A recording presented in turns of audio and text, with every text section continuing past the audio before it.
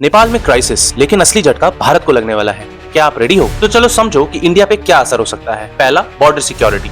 तो इंडिया नेपाल के साथ 1700 से ज्यादा किलोमीटर की बॉर्डर शेयर करता है। अगर इंस्टेबिलिटी बढ़ी तो इलीगल ट्रैफिकिंग, स्मगलिंग और क्रॉस बॉर्डर टेररिज्म के रिस्क बढ़ सकते हैं। दूसरा, इकोनॉमिक इम्पैक्ट। नेपाल इंडिया का सबसे बड़ा ट्रेड पार्टनर है। अगर नेपाल की इकोनॉमी गिरती है तो इंडिया का एक्सपोर्ट, फ्यूल सप्लाई चेन्स और बॉर्डर स्टेट्स जैसे बिहार, यूपी, सिक्किम सब डायरेक्टली इंपैक्ट होंगे। तीसरा, माइग्रेशन प्रेशर।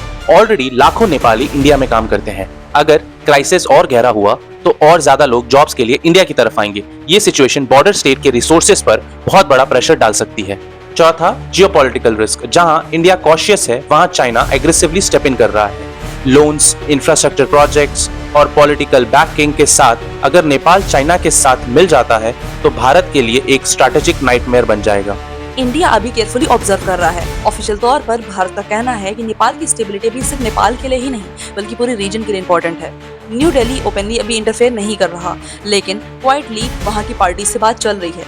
एक तरफ डेमोक्रेसी को सपोर्ट करना और दूसरी तरफ अपने स्ट्रैटेजिक इंटरेस्ट को भी सेफ रखना।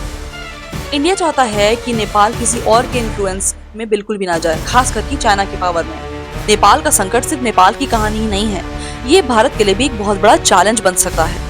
अब देखना ये है कि भारत एक साइलेंट ऑब्जर्वर ही बना रहेगा या फिर अपने पड़ोसी को बचाने के लिए एक स्ट्रॉन्ग स्टेप भी लेगा। तो ऐसे और अपडेट्स को जानने के लिए हमारे चैनल को लाइक, सब्सक्राइब एंड शेयर करिए। Thanks for watching.